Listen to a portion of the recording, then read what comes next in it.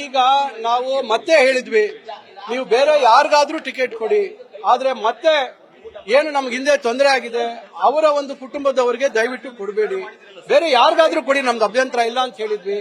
ಆದ್ರೆ ಕೆಲವು ಸೂಚನೆಗಳು ಯಾವ ರೀತಿ ಬಂತು ಅಂದ್ರೆ, ಅವರು ಈ ರೀತಿಯಾಗಿ ಅವರದೇ ಕುಟುಂಬಕ್ಕೆ ಕೊಡ್ತಾ ಇದ್ದಾರೆ ಅಂತಕ್ಕಂಥ ಸೂಚನೆಗಳು ಬಂದಾಗ ನಮಗೆ ಭರವಸೆ ಕೊಟ್ಟಿದ್ರು, ಅವರನ್ನ ಕುಟುಂಬವನ್ನ ಹೊರತುಪಡಿಸಿ ಬೇರೆಯವರಿಗೆ ಕೊಡ್ತೀವಿ ಅಂತಕ್ಕಂಥದ್ದು.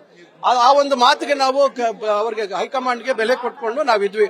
ಆದ್ರೆ ಈಗ ಬೇರೆ ರೀತಿ ಪರಿಸ್ಥಿತಿಗಳು ಉದ್ಭವ ಆಗ್ತಾ ಇರೋದ್ರಿಂದ ನಾವು ಮತ್ತೆ ಏನು ಕಷ್ಟಗಳನ್ನ ಅನುಭವಿಸಿದ್ವಿ, ಆ ಕಷ್ಟಗಳನ್ನ ನಾವು ಅನುಭವಿಸೋದಕ್ಕೆ ರೆಡಿ ಇಲ್ಲ ಅಂತಕ್ಕಂಥ ಒಂದು ದೃಷ್ಟಿಯಿಂದ ಇವತ್ತು ನಾವು ನಮ್ಮ ರಾಜಕೀಯಗಳು ಬೇಕಾದ್ರೆ ನಾವು ಬಿಡ್ತೀವಿ, ಆದ್ರೆ ನಾವು ಮತ್ತೆ ಈ ರೀತಿಯಾದಂತಹ ತೊಂದರೆಗೆ ನಮ್ಮ ಕ್ಷೇತ್ರಗಳಲ್ಲಿ ಸಾಮಾನ್ಯ ಕಾರ್ಯಕರ್ತರಿಗೆ ತೊಂದರೆ ಆಗ್ತಕ್ಕಂಥದಕ್ಕೆ ಅವಕಾಶ ಕೊಡಲ್ಲ ಅಂತ.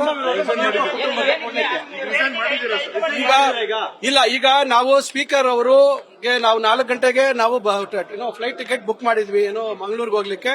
ಅವರೇ ಬರ್ತಾ ಇದ್ದಾರೆ ಅಂತ ಹೇಳಿದ್ರು. ಮಧ್ಯದಲ್ಲಿ ನಮ್ಮ ಮಂತ್ರಿ ಸ್ನೇಹಿತರಾಗಿರ್ತಕ್ಕಂತಹ ಸುರೇಶ್ ಅವರು, ಮುಖ್ಯಮಂತ್ರಿಗಳು ಮತ್ತು ನಮ್ಮ ಪಕ್ಷದ ಅಧ್ಯಕ್ಷರು DCM ಆಗಿರ್ತಕ್ಕಂಥ ಶಿವಕುಮಾರ್ ಅವರು, ಇಲ್ಲ ನಾವು ಬರ್ತಾ ಇದೀವಿ, ನಾವು ಅವ್ರನ್ನ ಕರೆಸಿ ನಾವು ಮಾತಾಡ್ತೀವಿ, ನೀವು ಆತರ ಪಡಬೇಡಿ ಅಂತ ಹೇಳಿ ಅವರು ಸೂಚನೆ ಕೊಟ್ಟಿದ್ದಾರೆ. ಹೈಕಮಾಂಡ್ ಅವರು ಹೇಳಿದ್ದಾರೆ ಇದನ್ನ ಇದು ಮಾಡಬೇಡಿ ಅಂತಕ್ಕಂಥದ್ದು. ಅದನ್ನು ಕೂಡ ಈಗ ಅವ್ರು ಬಂದು, ಈಗ ನಾವು ಒಳಗಡೆ ಇದ್ದಾಗ ಬಂದು ಸುರೇಶ್ ಅವರು ನಮಗೆ ಮಾಹಿತಿ ಕೊಟ್ಟರು. ಆ ಒಂದು ಮಾತಿಗೆ ಹಿರಿಯರಿಗೆ ಗೌರವ ಕೊಟ್ಟು ಈಗ ನಾವು ಸ್ಪೀಕರ್ ಅವರು ಬರೋದು ಇನ್ನ ತಡ ಆಗೋದ್ರಿಂದ ಅವ್ರು ಏನ್ ಹೇಳ್ತಾರೆ ಅಂತ ನೋಡಿ ಮುಂದೆ ತೀರ್ಮಾನ ಮಾಡ್ತೀವಿ. ನಾವು ಇದುವರೆಗೂ ನಾವು ರಿಸೈನ್ ಮಾಡಿಲ್ಲ. ನಾವು ಫಾರ್ಮೆಟ್ ತಗೊಂಡಿದ್ದೀವಿ. ಯಾವ ಫಾರ್ಮೆಟ್ ಅಲ್ಲಿ ರಿಸಿಗ್ನೇಷನ್, ಯಾಕಂದ್ರೆ ಪ್ರಿಸ್ಕ್ರೈಬ್ ಫಾರ್ಮೆಟ್ ಇದೆ, ಆ ಫಾರ್ಮೆಟ್ ಅಲ್ಲಿ ಕೊಡ್ಬೇಕಂತಕ್ಕಂಥ ದೃಷ್ಟಿಯಲ್ಲಿ ಫಾರ್ಮೆಟ್ ಅನ್ನು ತಗೊಂಡಿದ್ದೀವಿ. ಆದ್ರೆ ಮುಖ್ಯಮಂತ್ರಿಗಳು ಮತ್ತು ನಮ್ಮ ಪಕ್ಷದ ಅಧ್ಯಕ್ಷರಿಗೆ ಮಾತಿಗೆ ಏನ್ ಇವತ್ತು ಸುರೇಶ್ ಅವರು ಬಂದು ಹೇಳಿದ್ದಾರೆ, ಅದಕ್ಕೆ ಗೌರವ ಕೊಟ್ಟು ನಾವು ಈಗ ಅವ್ರನ್ನ ಭೇಟಿ ಮಾಡಿ ನಂತರ ಮುಂದಿನ ತೀರ್ಮಾನ ತಗೊಳ್ತೀವಿ.